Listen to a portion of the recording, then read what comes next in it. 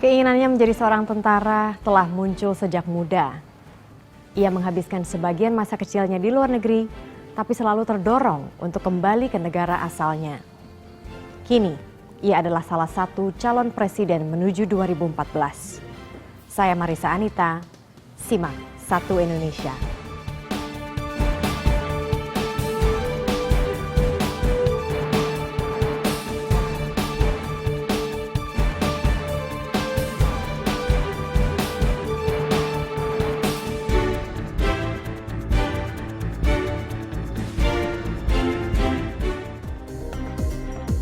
Satu Indonesia kali ini kita mulai dari sebuah kawasan perbukitan Hambalang di Kabupaten Bogor, di Jawa Barat. Ini adalah lokasi atau kediaman Capres Gerindra 2014 Prabowo Subianto. Nah, ini rumah Anda kan besar sekali, Pak, 24 hektar, dan Anda sendiri di sini. Mengapa memilih rumah di perbukitan, Pak? Ini saya jadikan padepokan, di mana saya melaksanakan beberapa kegiatan, antara lain peternakan, beberapa uji coba pertanian, dan kursus-kursus pendidikan dan latihan untuk anak-anak muda, juga kader-kader petani, kader-kader dari partai saya. Kita didik di sini dan kita sebarkan ke seluruh Indonesia. Jadi sebetulnya itu intinya. Tapi lebih bermaksud sebagai semacam padepokan lah. Waktu saya mau pensiun, saya mau katakanlah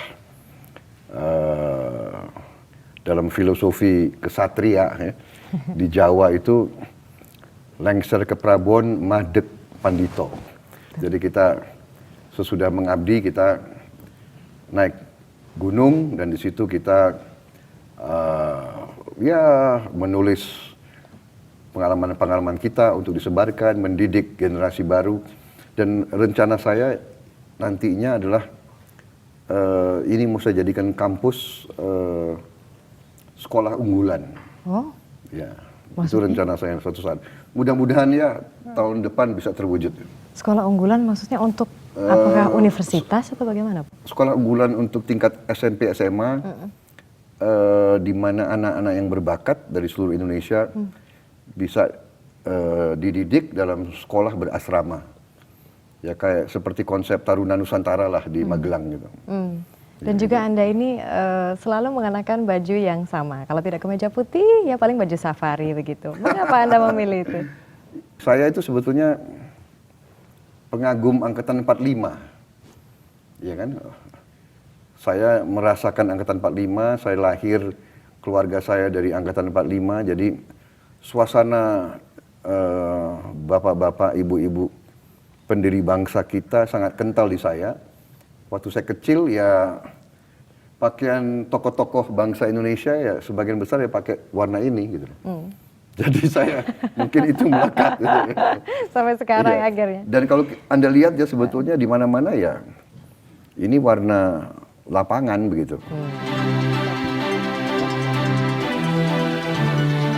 Sebagai Ketua Dewan Pembina Partai Gerindra dan bakal calon presiden 2014, Prabowo Subianto tak punya banyak waktu luang.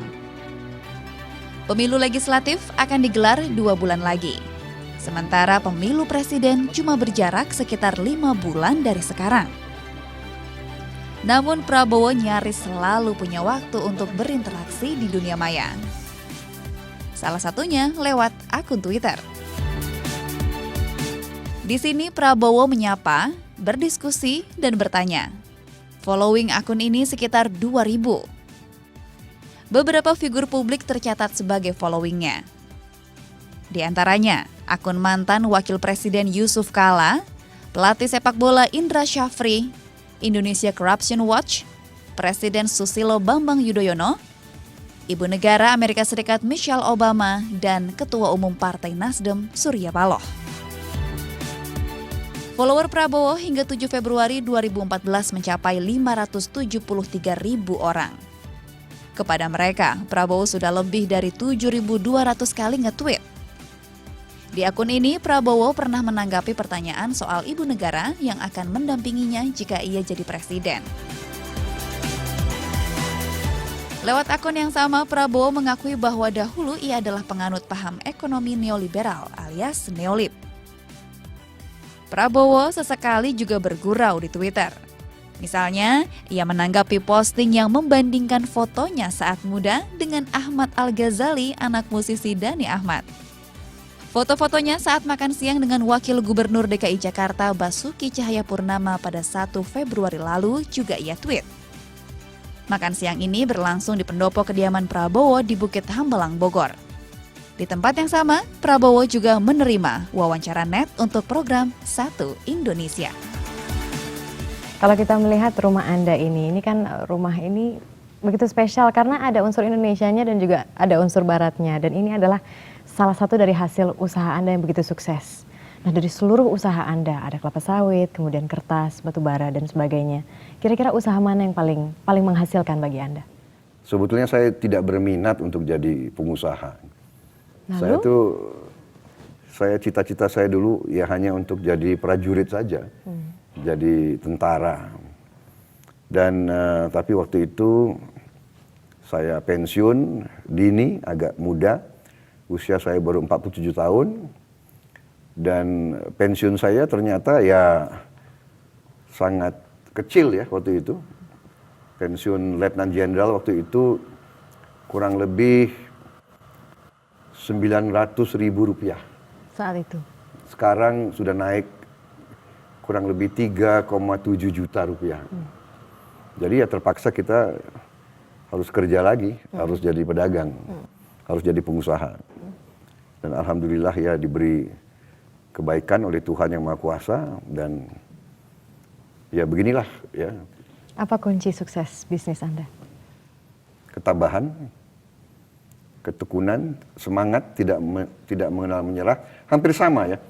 Saya lihat bisnis sama kemiliteran, keprajuritan itu sama. Semangatnya sama. Dalam hal semangat? Dalam hal usaha, jeripayah, ketekunan, ketabahan, tahan tekanan, tahan cobaan, dan sebagainya. Apa pandangan Anda mengenai investasi asing? Saya mendukung investasi asing, kita butuh investasi asing, tetapi investasi asing harus dilaksanakan dengan tetap memperhatikan kepentingan bangsa Indonesia sendiri. Kemudian kita juga harus jeli bahwa dia benar-benar investasi asing, dia benar-benar bawa uang ke sini, ya kan? Dia mau berusaha di sini silahkan, tapi satu dia tidak boleh merusak lingkungan kita, ya kan? Kedua, dia tidak boleh mematikan pengusaha-pengusaha lokal ataupun kepentingan rakyat kecil. Ketiga, dia harus menghormati budaya kita. Kalau itu, saya sangat mendukung investasi asing. Saya kalau diberi mandat, ya saya mengerti bagaimana melaksanakannya. Saya mengerti bagaimana mengimplementasikan suatu operasi dari tidak ada menjadi ada. Dan dari sebegitu banyak usaha Anda, adakah yang diwariskan oleh orang tua, Pak? Kebetulan tidak ada karena saya kan masuk tentara ya. Tapi saya memang ya terus terang aja bersyukur, saya juga banyak dibantu adik saya. Adik saya itu Pak Hashim. Pak Hashim ya, dia sudah lebih dulu dari saya berusaha dan saya belajar dari dia. Dia juga mendukung saya secara luar biasa.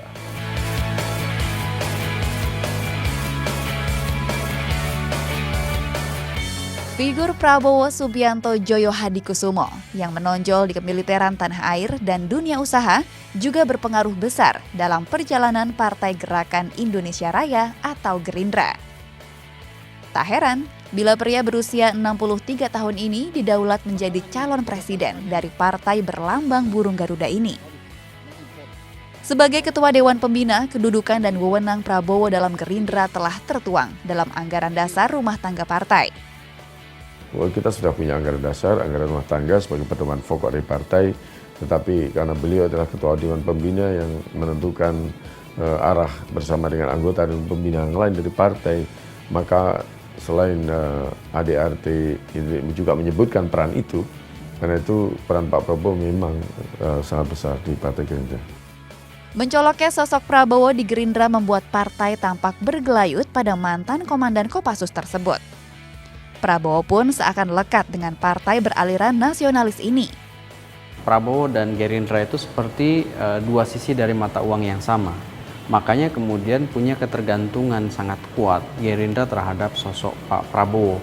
Sejak Gerindra itu lahir, berkembang, tumbuh seperti sekarang, kita bisa lihat historisitasnya itu sangat lekat dengan sosok Pak Prabowo. Pada awal kemunculannya di ajang pemilu 2009, dari 38 partai yang berlaga, Gerindra mampu masuk daftar 10 besar. Perolehan yang berhasil dicapai yaitu 4,6 juta suara atau 4,46%. Jelang Pesta Demokrasi 2014, partai ini cukup percaya diri. Menginjak usia yang ke-6, Gerindra berani mematok angka 20% dalam pemilu nanti. Untuk legislatif minimum 20%, supaya kita benar-benar bisa menyalonkan Pak Prabowo dengan cara sendiri, semoga lebih dari 20%. Sehingga ini akan memudahkan partai untuk bisa mengusung Pak Prabowo sebagai calon presiden. Sebagai persiapan amunisi, Gerindra membentuk tim khusus yang bertugas menjaring massa lewat dunia maya.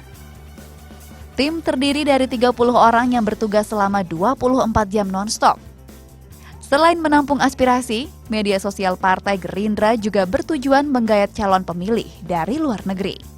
Kenapa harus 24 jam? Karena kita harus ingat bahwa kader Gerindra juga ada yang berada di luar negeri. Mereka kadang-kadang butuh berinteraksi di waktu-waktu yang tidak sama dengan waktu Indonesia. Saatnya beraksi untuk Indonesia. Tak hanya manfaatkan media internet, Gerindra juga menyampaikan propagandanya melalui radio yang dinamai Indonesia Raya FM. Tidak tanggung-tanggung, programnya pun dibuat khusus, bertajuk Gerindra Menyapa. Di sini kita ngejelasin tentang Gerindra itu apa sih, visi misinya apa sih, ketua Dewan Pembinanya siapa sih, ketua umumnya siapa sih, apa sih sebenarnya yang harus dilakukan sama Partai Gerindra, apa aja yang nanti bakal dilakuin pada 2014-2019, itu udah dijelaskan dalam program yang adanya Gerindra Menyapa di situ. Jurus lain partai untuk mendulang simpati masyarakat yakni dengan membentuk perkumpulan yang disebut Gema Sadana. Misi organisasi yaitu menjaring masyarakat beragama Hindu, Buddha, dan Konghucu dengan harapan dapat menyumbang suara secara signifikan. Kami melihat keyakinan itu ada, karena itu Gema Sadana juga diberi kesempatan untuk mencalonkan diri di legislatif. Kami bisa menempatkan di 6 titik untuk DPR RI-nya, harapan kami semua dapat. Bahkan kami komit untuk memberikan minimal 1 juta sampai 1.500.000 suara ke Partai Gerindra di tahapan ini. Berbagai upaya ditempuh Gerindra guna memuluskan jalan Prabowo menuju kursi RI 1. Tren perolehan suara partai pun diprediksi naik jika dibandingkan pemilu sebelumnya. Selain kondisi partai yang lebih kukuh, keyakinan peningkatan suara juga didukung rontoknya Partai Demokrat dan tentunya daya tarik sang ikon Prabowo Subianto.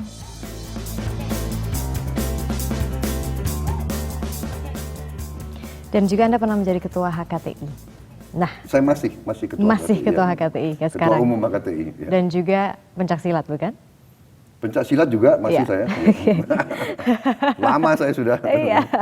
Nah, Anda juga sekarang masih menjadi ketua umum HKTI, betul ya Pak ya? Iya. Nah, kira-kira bagaimana pendapat Anda tentang pertanian di Indonesia sekarang? Pertanian kita agak ketinggalan, agak terlantar, ya. Sebagaimana sudah jadi pengetahuan umum, kita yang dulu pernah swasembada beras, kita sekarang salah satu importir terbesar beras di dunia. Kemudian kita juga importir jagung, kita importir singkong, kita bahkan mengimport, sekarang kita mengimport ikan. Kita negara yang 3/4 laut, kita import ikan. Kita juga import garam. Ya. Jadi ini semua menunjukkan bahwa kita agak menterlantarkan bidang pertanian. Ya. Apa yang jadi hambatan, Pak? Saya kira hambatannya ya adalah bahwa polisi, ya, kebijakan terhadap pertanian ini adalah kebijakan yang setengah hati. Maksudnya? Maksudnya adalah apakah kita mau membina pertanian dalam arti yang komprehensif, ya, secara keseluruhan, ya kita nggak boleh ragu-ragu. Berarti pemerintah harus mengambil suatu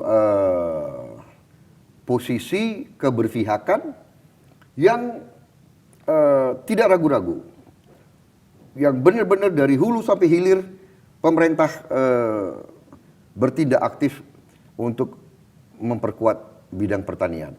Dari mulai benih sampai dengan teknik, teknologi, alat peralatan, penyuluhan dan pendampingan petani, sampai dengan pasca panen, sampai dengan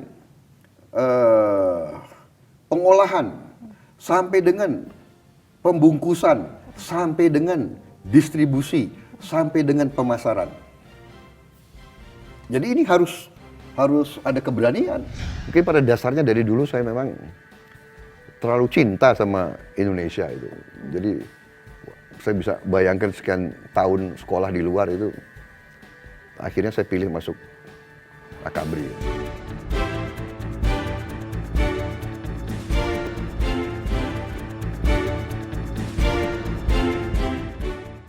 Apa pengalaman masa kecil Anda yang membuat Anda menjadi sosok Anda sekarang? Kan saya lahir tahun 51 ya. Suasana negara baru. Dan keluarga saya keluarga pejuang. Ya. Kakek saya, nenek saya ikut berpihak kepada Republik Indonesia. Paman saya ada yang gugur, 2 gugur di hari yang sama. Pak Subianto dan Pak. Iya, dalam perang kemerdekaan. Bapak saya juga pejuang. Saya ingat kalau saya datang ke rumah kakek saya itu selalu saya dibawa ke kamar paman saya, Pak Subianto dan Pak Suyono. Dan di kamar itu perlengkapan militernya masih dipertahankan. Ranselnya, seragamnya, helmnya, sepatu militernya masih seolah-olah dia masih di situ. Jadi selalu saya dibawa dan dikasih lihat, ini kamar pamanmu. Paman saya itu punya tenda militer. Itu tiap kali saya datang ke rumahnya, tendanya dipasang. Saya supaya main di tenda itu. Jadi, sampai sekarang saya paling senang tinggal di tenda itu. Pola pendidikan yang diterapkan di rumah itu seperti apa? Bapak saya ini sebetulnya seorang yang disiplin, tapi dia berusaha mendidik kami ini untuk punya pendapat. Jadi selalu di meja makan kita dididik supaya menyampaikan pendapat secara bergiliran. Oh iya? Iya. Contohnya topik waktu itu saat itu lempar topik apa, Ayah? Ya, topik apa saja tapi kita boleh berbicara tapi bergiliran. Jadi saya lihat beliau coba mengajarkan demokrasi itu dari kecil.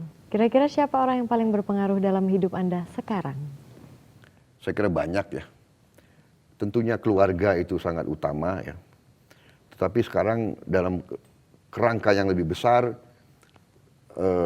terjadilah suatu perkembangan bahwa siapa yang punya nilai yang sama dengan kita siapa yang berjuang bersama kita untuk cita-cita yang sama untuk negara dan bangsa dan rakyat kita, itu menjadi saudara kita, itu menjadi keluarga kita. Anda besar di luar negeri, berpindah-pindah negara. Saya pernah di luar negeri, ya. Ya. Anda pernah di luar negeri, kemudian Anda memutuskan untuk kembali ke Indonesia. Alasan saat itu? Iya, saya tidak pernah berpikir saya akan tinggal di luar negeri. Saya ini orang yang tidak terlalu suka tinggal di luar negeri. Oh, mengapa Pak? Nggak tahu saya. Mungkin apa. Saya sekarang aja kalau keluar negeri, menjadi lelucon di antara staf saya. Mereka kan anak-anak muda, jadi mereka kalau diajak ke luar negeri senang. Iya. Tapi begitu saya tiba di luar negeri, katakanlah mendarat di Perancis, di Paris atau di Jerman, di Frankfurt, begitu mendarat saya sudah tanya sekretaris saya, tanggal berapa kita pulang? Hari pertama saya sudah tanya tanggal berapa kita pulang. Nggak tahu saya. Dulu saya mungkin sebagai anak muda senang ya, lihat yang baru. Tapi lama-lama saya kok lebih merasa tenang di negara saya sendiri. Adakah pengalaman buruk atau tidak enak gitu ketika di luar negeri sehingga Anda jadi merasa nggak nyaman? Yang agak repot saya itu makan. Oh itu. Antara lain. Oh. Saya semakin saya tambah usia, semakin saya susah kalau nggak makanan Indonesia itu. Ya, kadang-kadang gitu. Itu. Antara lain. Antara lain. Dan yang juga lain? ya apa ya, saya juga ya sudah, saya bilang saya lebih suka di Indonesia gitu, nggak tahu.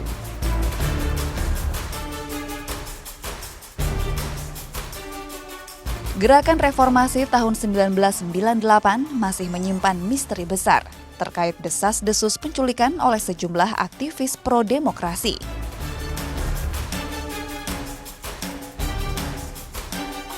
Kejutan muncul saat beberapa aktivis korban penculikan 98 justru mendedikasikan diri sebagai kader Partai Gerindra. Di antaranya Haryanto Taslam, Pius Lustrilanang, Desmond Junaidi Mahesa, serta Aan Rusdianto yang akan menjajal ajang pemilihan legislatif 2014. Tidak setengah-setengah, para aktivis tersebut dipercaya memegang pos strategis dalam kepengurusan partai. Desmond Mahesa misalnya, yang menjabat Ketua Bidang Kaderisasi. Juga Pius Lustrilanang yang menjabat Ketua Bidang Pendayagunaan Aparatur Partai. Bak 2 sisi mata pedang. Isu pelanggaran HAM tahun 98 terus bergulir. Pada satu sisi, tragedi ini menjadi noda hitam dalam rekam jejak Prabowo. Namun di sisi lain, dapat membangun citra Prabowo sebagai sosok yang berhasil menggandeng lawan di masa lalu menjadi kawan di masa kini lewat rekonsiliasi. Toh tak semua bersedia melebur, lantaran masih menyimpan luka. Tiba-tiba saya dihubungi oleh kawan saya yang juga survivor penghilangan paksa. Dia bilang, "Mugi, kamu dicari Prabowo." Saya menerima teleponnya itu shock. Pucet, nggak bisa jawab saya. Saya mendengar kata Prabowo, itu masih sedikit banyak masih trauma itu ada. Karena dia adalah yang melakukan tindakan kekerasan kepada saya. Kawan saya ini bilang, Prabowo mau minta maaf sama kamu dan ngajak kamu bergabung. Dia bilang begitu. Ya itu saya speechless, saya tidak tahu ngomong apa. Tapi sesaat kemudian saya bilang ke kawan itu bahwa selama 10 tahun terakhir saya berusaha untuk menghindari berkomunikasi dengan mereka. Setelah peristiwa itu kawan-kawan yang dekat dengan para pelaku itu juga tahu bahwa sikap politik saya seperti itu sehingga mereka tidak berani lagi untuk bilang ke saya untuk untuk mengajak bergabung.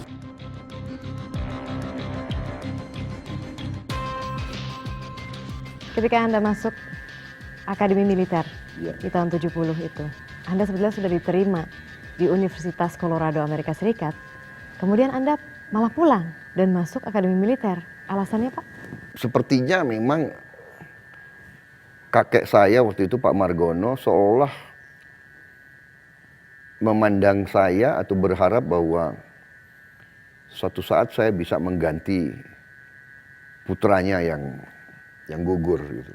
Mungkin di bawah sadar bahwa saya harus meneruskan perjuangannya. Pak Subianto dan Pak Suyono. Lagi pula memang saya senang jadi tentara waktu itu. Jadi saya pikir, waduh ini untuk belajar di luar negeri lagi ya itu. Mungkin pada dasarnya dari dulu saya memang terlalu cinta sama Indonesia itu. Jadi saya bisa bayangkan sekian tahun sekolah di luar itu, akhirnya saya pilih masuk Akabri. Dan juga kalau tidak salah ini Pak, ketika Anda kecil, Anda pernah mengatakan, oke, saya suatu hari akan berkuasa. Betul Pak? Nggak tahu intel Anda dari mana itu. Anak buah Anda begitu ya, ketika Tanya kita aja mereka. tanya, Sekarang berani gitu Pak. Oh sekarang udah pensiun. Masa sih Pak kalau misalnya di militer itu kan Sekarang sangat sudah ini loh, Pak. pensiun, sekarang nggak ada hak apa-apa. Tanya aja, cek sama mereka.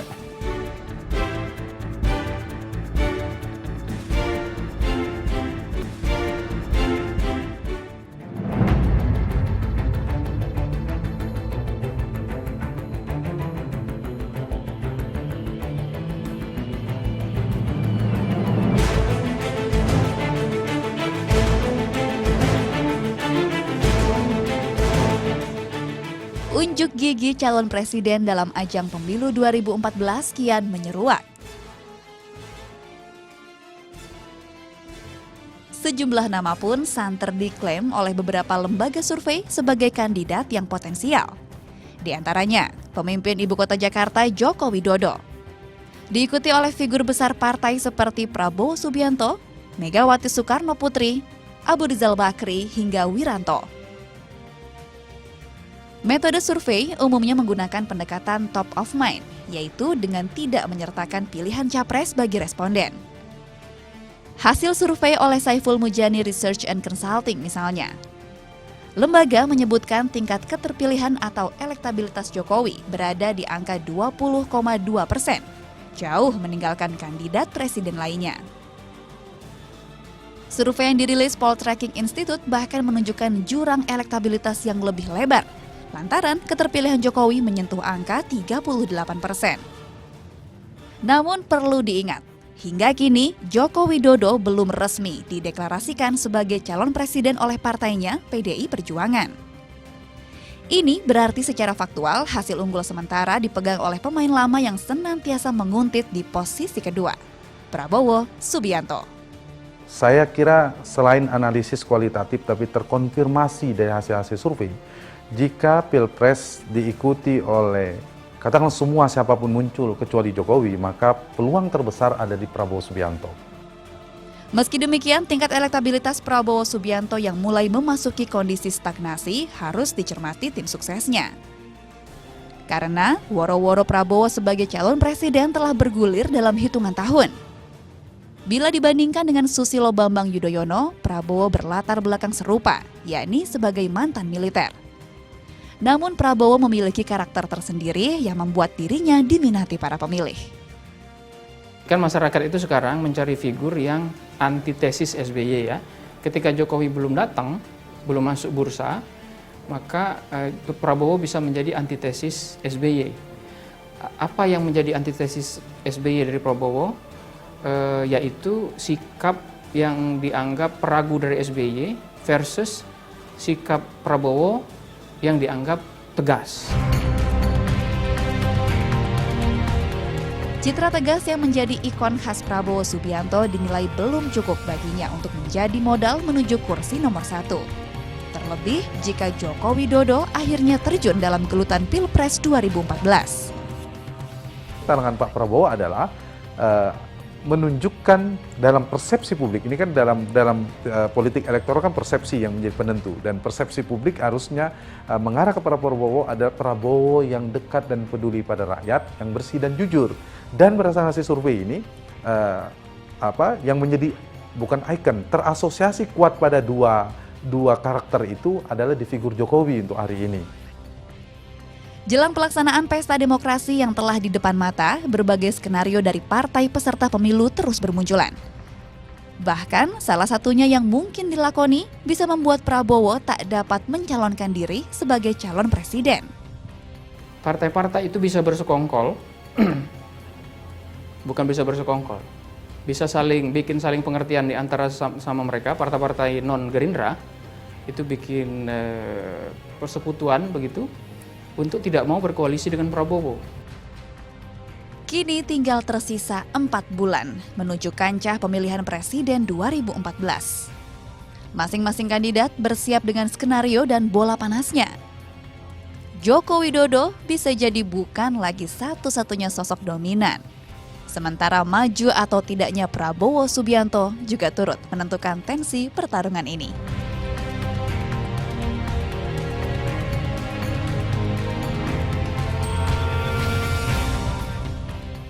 Usaha Anda udah sangat sukses, tapi Anda tetap ingin menjadi capres. Apa alasannya, Pak? Dalam pengertian yang saya dapat dari sejarah, ya, saya suka belajar sejarah. Pengertian republik yang berhasil dalam sejarah adalah suatu bentuk negara di mana para warga negaranya, kalau dia siap secara kesehatan dan fisik, siap secara ekonomi dan materi, siap secara pendidikan dan intelektualitas, wajib menawarkan diri untuk mengabdi kepada rakyat.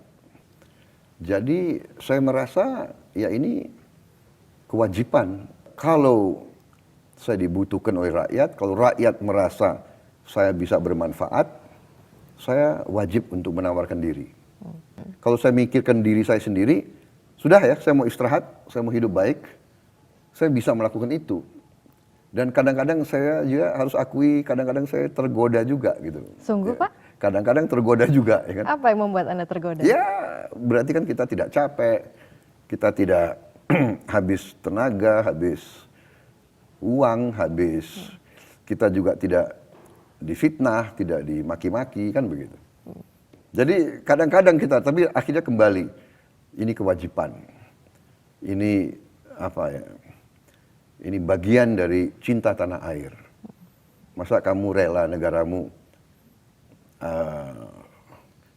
tidak kuat, tidak baik, tidak sejahtera, dipimpin oleh orang-orang tidak baik. Nah ini.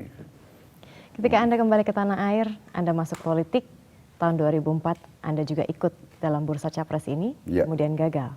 2009 Anda berusaha lagi untuk kedua kalinya, Anda gagal lagi. 2014 Anda berusaha lagi. Mengapa begitu, Pak?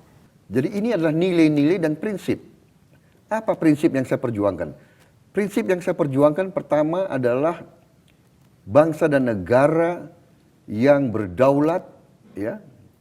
Berdaulat berarti berdaulat secara politik, secara ekonomi, punya kehormatan, berdiri di atas kaki kita sendiri, bisa memberi makan kepada rakyat kita sendiri, ya.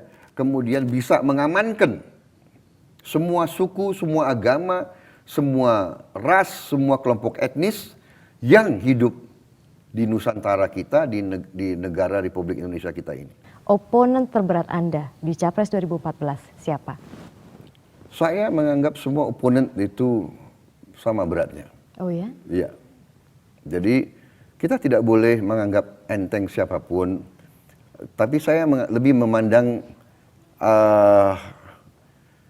saya tidak mau anggap benar-benar oponen ya.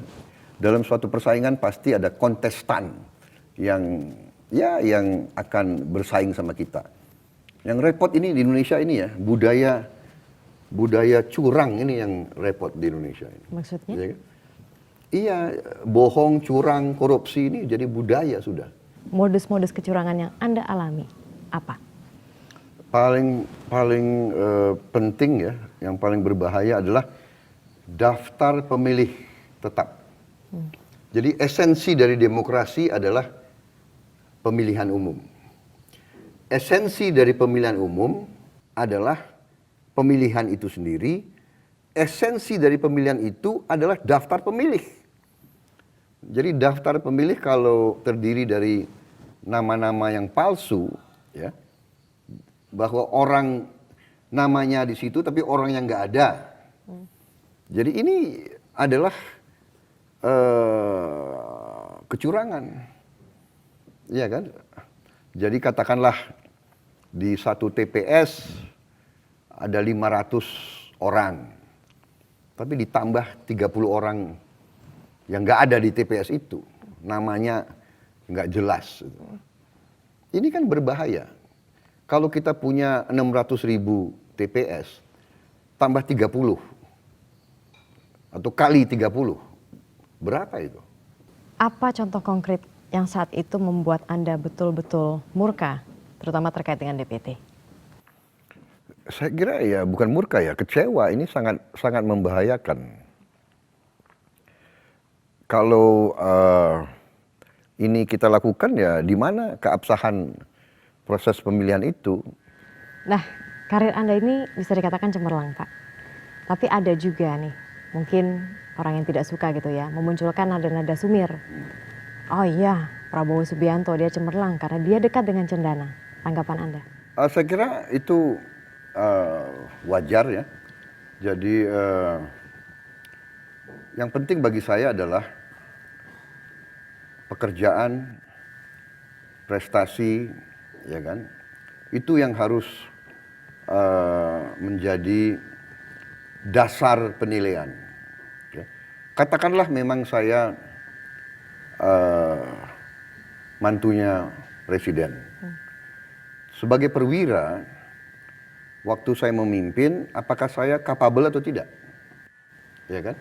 Apakah saya umpamanya dijadikan komandan batalion, saya bisa nembak atau tidak? Karena komandan batalion itu kan pemimpin, ingarso sumtulodo, dia harus memberi contoh di depan. Bagaimana anak buah saya? Yang paling benar, tanyalah anak buah saya. Ya kan?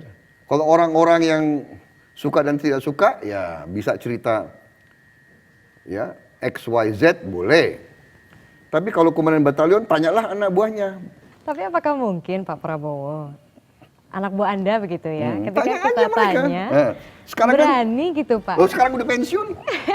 Masa sih Pak, kalau misalnya di militer itu kan Sekarang sangat sudah ini loh Pak. pensiun, sekarang nggak ada hak apa-apa. Tanya aja, cek sama mereka. Melihat ke masa lalu Anda terkait dengan masalah HAM, tanggapan Anda mengenai hal ini? Ya itu risiko, nggak ada masalah, silakan.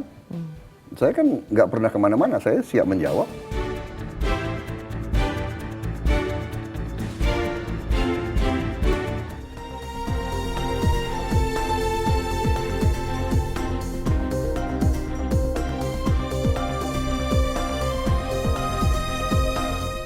Kayaknya orangnya tegas ya.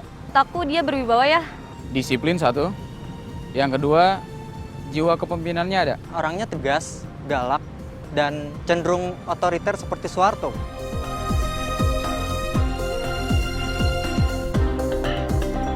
Setuju saya, dia tegas orang. Aku setuju. Setuju, bisa dipertimbangkan. Kurang setuju. Setuju? Enggak, lumayan setuju sih.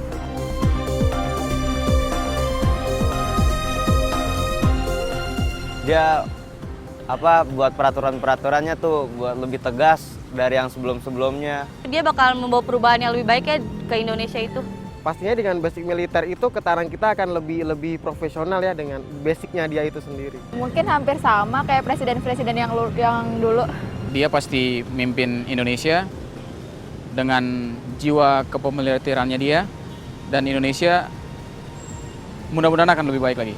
Akan seperti kembali ke Soeharto gitu, seperti ke zaman Orde Baru di mana penguasa itu menjadi otoriter dan kita cenderung terkungkung oleh kekuasaan yang ada di zaman itu sendiri gitu. Belum tahu sih program-programnya kayak gimana, belum tahu, jadi gebrakan-gebrakannya juga belum kelihatan di daerah.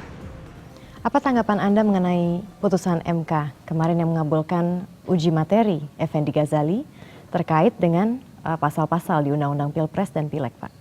Saya ketemu dengan Profesor O.C. Kaligis, saya ketemu dengan beberapa ahli hukum lainnya. Mereka mengatakan bahwa keputusan MK ini adalah menimbulkan keadaan rawan. Di satu pihak MK mengatakan bahwa Undang-Undang Pilpres yang berlaku itu tidak sesuai dengan Undang-Undang Dasar 45, tapi di lain pihak katanya hal ini masih berlaku sampai 5 tahun ke depan. Betul. Jadi ini kan rancu ini, ya yang benar yang mana? Jangan-jangan nanti kita laksanakan pemilihan umum, ada yang dipilih, digugat karena tidak sah. Berarti otomatis siapapun yang terpilih menjadi Presiden RI tahun ini, itu akan dipertanyakan statusnya. Kamu sah atau tidak, kan gitu kan? Iya, betul. Ya makanya inilah menurut saya ya kita sangat mempertanyakan kearifan daripada MK ini. Apakah MK benar-benar bertindak demi hukum dan demi kepentingan negara, atau apakah ada pesan-pesan politik praktis? Kalau ada, ya ini sangat berbahaya bagi masa depan bangsa. Maksudnya pesan politik praktis dari siapa, Pak? Ya kita tidak tahu, ya kan? Itu yang jadi masalah sekarang. Tetapi janganlah mengira bahwa semua rakyat Indonesia bisa dianggap bodoh. Ya ini yang saya khawatir, ada sekelompok orang yang biasa dengan praktek-praktek manipulasi dan mencurangi, ya menganggap semua bisa diatur, semua bisa dibohongi. Gitu. Dan juga tadi kan memang ada lembaga survei yang memang nama Anda nomor 1, Pak. Tapi ada juga lembaga survei yang lain yang mungkin nggak tahu apakah itu dibeli atau dipesan atau tidak. Yeah. Nama Jokowi itu lagi santer populer. Dan kalau misalnya kita melihat ke belakang sedikit, Anda adalah orang di belakang pasangan Jokowi Ahok. Tanggapan Anda mengenai ini? Itu namanya politik di Indonesia. Anda tidak merasa terancam begitu, Pak, dengan kepopuleran Jokowi ini? Saya kok tidak ya, saya tidak merasa terancam karena pendekatan saya adalah bahwa saya mau mengabdi kok. Kita kan menawarkan diri, kalau kita nggak diterima ya nggak apa-apa. Nggak apa-apa, Pak? Ya nggak apa-apa, mau apa? Mau mengeluh, ya kan? Tetapi yang kita harapkan benar-benar adalah ini proses yang bersih. Jangan rakyat dicurangi gitu loh, ya kan? Itu saja gitu loh. Apa tanggapan Anda mengenai Presiden Republik Indonesia yang identik dengan Jawa, Islam, militer?